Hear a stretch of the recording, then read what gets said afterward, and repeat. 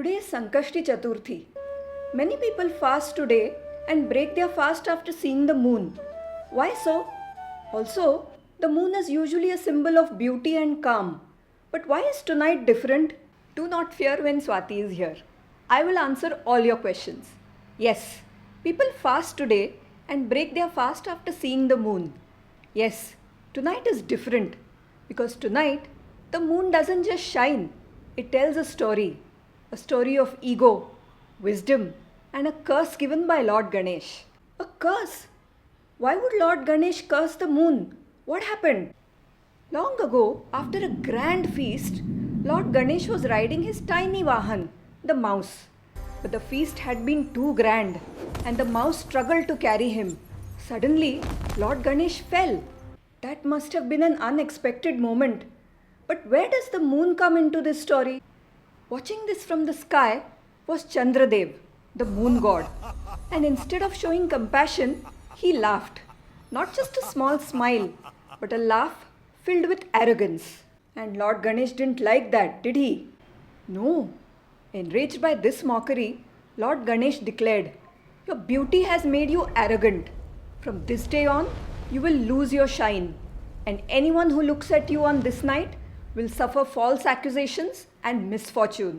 So that's why people say not to look at the moon on certain days. Yes, after the curse, the glowing moon turned dark and the sky lost its brilliance. Realizing his mistake, Chandradev fell at Ganesh's feet and begged for forgiveness. Did Lord Ganesh forgive him? Oh yes. You see, Ganesh is the remover of obstacles and full of compassion. He softened the curse and said, "You will not remain dark forever. You will wax and wane, disappear and return. But on this one night, your lesson will remain." Is this why people fast on Sankashti Chaturthi? Exactly. Devotees fast the entire day and break their fast only after seeing the moon that night as a blessing given by Lord Ganesh. But on Ganesh Chaturthi, which comes in August or September each year, people avoid seeing the moon completely. Why? To avoid the curse of false accusations. It's not fear, it's remembrance. A reminder that ego, even in something as beautiful as the moon, can lead to downfall. But is this just a story, or is there something deeper behind it? Ancient wisdom believed the moon influences the water element in our body. Since the human body is mostly water, lunar phases can affect our mood, energy, and thoughts. Does modern science say anything about this? Is there anything mentioned about this in Ayurveda?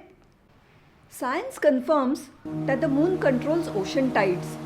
Some studies also suggest it may influence sleep patterns, mood, and mental states. But then why is fasting connected to this day?